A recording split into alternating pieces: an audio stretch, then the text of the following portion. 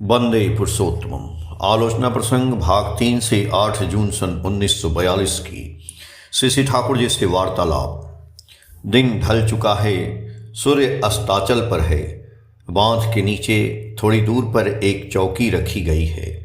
चौकी पर चटाई और उस पर तकिए रखे हुए हैं। श्री ठाकुर उस चौकी पर आकर बैठ गए। खुला बदन है, गले में उपवीत लटक रहे हैं। सूर्य की रोशनी पड़ते ही उनका उज्ज्वल गौर वर्ण और भी चमक उठा। एक दिव्य आनंद की झलक मिल रही है।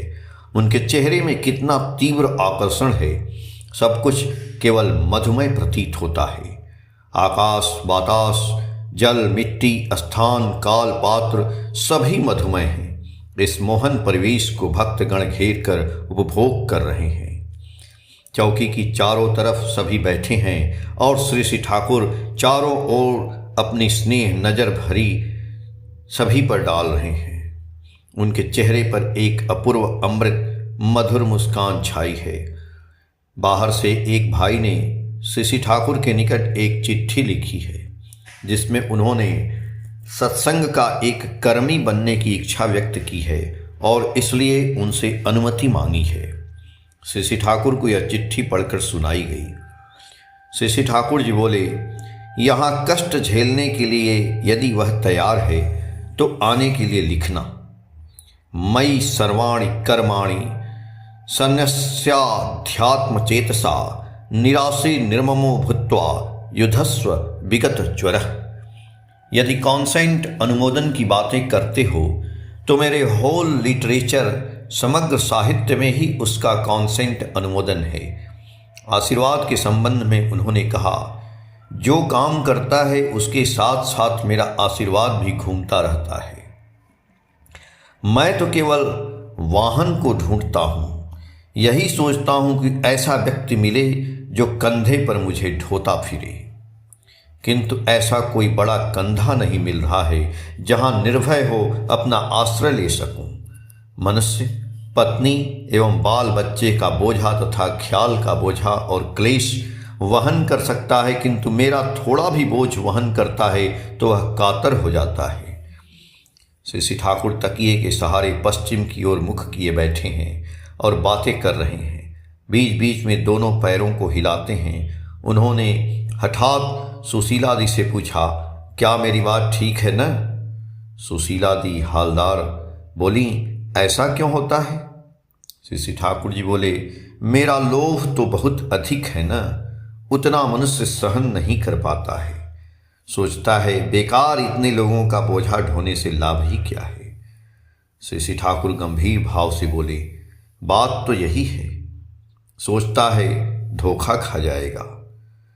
प्रतुल्लादेव ने प्रश्न किया, अनेकों की यह धारणा है कि आर्य समाज के विधान में वैषम्य मूलक आचरण काफी मिलता है, इसका उत्तर क्या है? श्री ठाकुर जी बोले, जब हर मनुष्य समान नहीं है तब सम आचरण से फायदा ही क्या होगा। जिसका जैसा वैशिष्ट है, जिसका जिससे भला हो, उसके लिए वही करना चाहिए। यदि इसे वैषम्य कहो तो वहाँ लाचारी है। तुम्हारा पेट खराब है, तुम्हें बरली खाने की जरूरत है, इसलिए बरली दी गई, पायस नहीं दिया गया, और जो पायस हजम कर सकता है उसे वही दिया गया। इसे क्या वैषम्य कहेंगे? हमारा उद्देश्य है अवनत को और भी उन्नत करना। बड़ों को छोटा बनाना हमारा उद्देश्य नहीं है। यदि बड़ों में अपकर्ष की कुछ बातें रहीं तो उस अपकर्ष के पथ को अवरुद्ध करना होगा, उन्नति के पथ को बाधाहीन बना देना होगा। कहने का सार यह है कि वैशिष्ट की रक्षा करनी है, उन्नति को अक्षुण्ण बनाए रखना है, उसके लिए ही सब कुछ है। ऐसा साम्य और कहीं नहीं हो सकता है। तुम लोगों को तो अपने समाज एवं कृष्टि के विषय में गौरव बोध नहीं है। यदि ऐसी बात रहती तो लोगों की आंखों में अंगुली डालकर यह दिखा सकते थे कि तुम लोगों का समाज विधान कितना साइंटिफिक वैज्ञानिक है, कितना रेशनल युक्त है, कितना डिवाइन भागवत है। यदि इन सारी बातों का सार निकालोगे तो इस निष्कर्ष पर पहुंचना होगा कि जन्मगत वैशिष्ट को अक्षुण्ण रखकर इष्ट स्वार्थ प्रतिष्ठापन्न हो, यजन याजन इष्टवृत्ति स्वस्तैनी करना है। ऐसा करने पर यह होगा कि आज का जो कृषक है वही कल देश के लीडर नेता के रूप में खड़ा होगा। प्रत्येक के अंदर जो कुछ भी है सब कुछ इंटीग्रेटेड संगत होकर फूट पड़ेंगे। बियॉन्ड वन सेल्फ, एक व्यक्ति के बूते के बाहर। यदि एक स्टैंडर्ड आधार नहीं रहे तो मनुष्य अपना स्वार्थ देखने में वृत्ति के भंवर में पड़ जाएंगे। इसलिए अपने स्वार्थ को बनाए रखने के लिए इष्ट स्वार्थ को बनाए रखना है। तत्पश्चात केष्टोदा और शरतदा कर्मकार आए। श्री ठाकुर ने कहा, तुम लोग उठो, मैं अभी केष्टोदा के साथ कुछ बातें करूंगा। केष्टोदा, शरतदा और प्रफुल्ल वहीं बैठे रह गए। केष्टोदा कुछ दूरी पर बैठे थे। श्री ठाकुर ने कहा, नज़दीक में आगे आकर बैठे न, अन्यथा बातें करने में सहूलियत नहीं होगी। केष्टोदा चौकी के निकट आकर बैठ गए। श्री ठाकुर जी बोले, शरतदा बंगाल के हर जिले में इंश्योरेंस का काम लेकर घूमेंगे, उसके साथ मेरा काम भी कर सकेंगे। मैं कहता हूँ इमीडिएटली, शीघ्र ही डिफेंस गार्ड, रक्षक दल, एग्रीकल्चरल फार्म, कृषि क्षेत्र और वर्कशॉप, कारखाना, इन 3 चीज़ों का सर्वत्र स्टार्ट चालू करने की ज़रूरत है। डिफेंस गार्ड, रक्षक दल आत्मरक्षा की प्रस्तुति के साथ ही साथ सब प्रकार की खुदाई और मरम्मत का काम भी करेगा, जैसे रास्ता घाट की मरम्मत करना, जंगल साफ करना, तालाब खोदना, नहर खोदना, मेड़ बांधना इत्यादि। मजदूर रखने की जरूरत नहीं होगी, बल्कि स्वयं ही करेगा।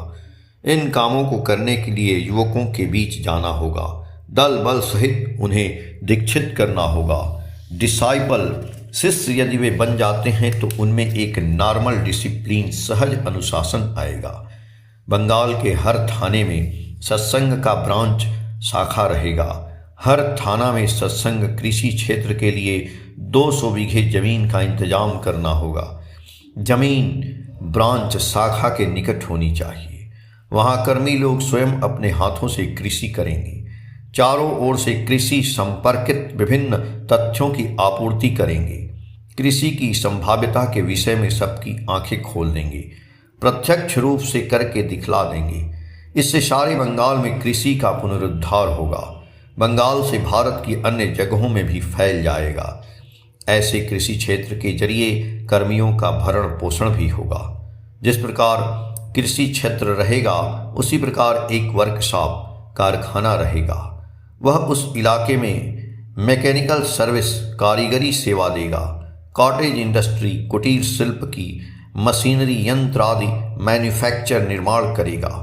जहां बहुत लोग दीक्षित हो जाएंगे वहां कच्चे माल एवं अन्यान्य की सुविधा देकर लिमिटेड कंपनी करते हुए एक बड़े पैमाने पर शिल्प प्रतिष्ठान आदि की स्थापना करनी होगी। कारखाना उसके सहायक के रूप में रहेगा, मरम्मत आदि का काम काज करेगा। कोई भी सत्संगी व्यक्तिगत दायित्व लेकर इस काम को चलाएगा। कर्मी लोग सबके माथे में कृषि शिल्प के विषय में नशा पैदा कर देंगे।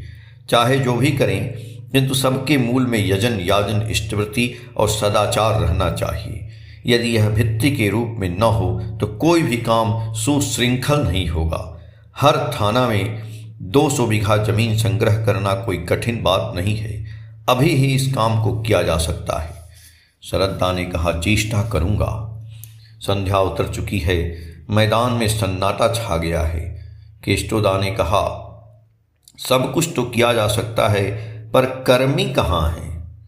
श्री ठाकुर जी बोले, जो हैं उन्हें ही ऐसी आग बनाकर छोड़ दें। वे जिन्हें स्पर्श करेंगे उन्हें इस काम को किए बगैर छुटकारा नहीं मिलेगा, चाहे वे जहाँ जो कुछ भी लेकर क्यों न रहें। बातें हो रही हैं, इसी बीच अक्षयदा पुत्र तुंड आ पहुँचे। याजन पद्धति के संपर्क में बातचीत के सिलसिले में श्री ठाकुर ने कहा, फरीदपुर में एक मकान भाड़े पर ले। वहाँ 24 घंटे लोगों का यातायात, आलाप आलोचना अड्डा चलता रहेगा। लोगों के रनिंग एक्टिव कॉम्प्लेक्स, चलायमान सक्रिय वृत्त के जरिए प्रवेश करना चाहिए, तभी वे इंटरेस्टेड अंतराशी हो सकते हैं। असली बात है जुडिशियस प्रेज समीचीन प्रशंसा मनुष्य के ईगो अहम को टेकल परिचालित कर ही सब कुछ किया जा सकता है। प्रवृत्ति के जरिए सब कुछ को पकड़ें, किंतु सावधान वह मानो आपको हजम न कर डाले, इसलिए निष्ठा खूब पक्की रखनी चाहिए। विशिष्ट और साधारण इन दो दिशाओं की ओर ध्यान रखना चाहिए। मनुष्य को धड़ाधड़ बंधु बना लेना है, उसके घर की परिस्थिति आत्मीय यस्वजन 14 पीढ़ियों की खोज खबर रखनी होगी। कठिन जगहों पर सर्वप्रथम 1-2 बार जाकर सिर्फ कुछ लोगों के साथ बंधुत्व कायम कर चले आएंगे, उन्हें कुछ जानने नहीं देंगे। एक व्यक्ति का परिचय लेकर जाएंगे, 10 लोगों से परिचित होंगे। तत्पश्चात से श्री ठाकुर ने केष्टोदास से कहा, अनेक गुना दीक्षा की संख्या बढ़ा दें। ऐसे कर्मी की जरूरत है जो बाहर जाकर सदा काम कर सकें। श्रद्धा और प्रफुल्ल के साथ इतने कर्मी रहेंगे कि वे लोग एक दिन 25 जगहों पर मीटिंग कर सकेंगे। कर्मी के लिए निजी गाड़ी की व्यवस्था कर लेंगे। तत्पश्चात श्री ठाकुर तकिए को गोंद में लेकर झुककर धीमी आवाज में कहने लगे, हम सभी समाज के क्षुद्र व्यक्ति हैं। काम तो ईश्वर को ही करना पड़ता है। आशा यह है कि परम पिता का यह काम अज्ञात अख्यातों के जरिए ही सदा होता आ रहा है। प्रफुल्लदा बोले, दीक्षितों की संख्या शीघ्रतर कैसे बढ़ाई जा सकती है? श्री ठाकुर जी बोले, एक एक व्यक्ति को दीक्षा देकर इतना उद्दीप्त कर देना चाहिए कि वह शीघ्रतर और भी 10 जन को दीक्षा दिला सके। इसमें घूर्णी के वेग से काम चलता रहेगा। थोड़ी देर चुप रहकर गंभीर होकर बोले, सब दिशाओं से सोचता हूँ तो मन आतंकित की तरह प्रतीत होता है। सुनने में आया है कि पॉलीगेमी बहुविवाह को बैन किया जा रहा है। यह बर्बादी का एक रास्ता है। विशिष्ट मनुष्य की संख्या वृद्धि का पथ अवरुद्ध हो जाएगा। निकृष्ट व्यक्तियों की संख्या समाज में बढ़ जाएगी, इसलिए वे और भी बढ़ेंगे। श्रेष्ठों की संख्या कम हो जाएगी और हमारे देश की लड़कियों का चालान दूसरे देशों में करना होगा। जो भी बोलें, जो सत्ता नाशक हैं, जब तक उनका प्रतिकार नहीं करेंगे तब तक अपने और परिवेश के प्रत्येक व्यक्ति के विरुद्ध शत्रुता साधन करनी होगी। क्या अच्छी बात है? थोड़ी देर के बाद श्री ठाकुर उठ गए। बांध के निकट सीढ़ी पर उठते समय केष्टोदा ने हाथ पकड़ लिया। आलोचना प्रसंग भाग 3 के पेज संख्या 258 से 263 तक। जय गुरु।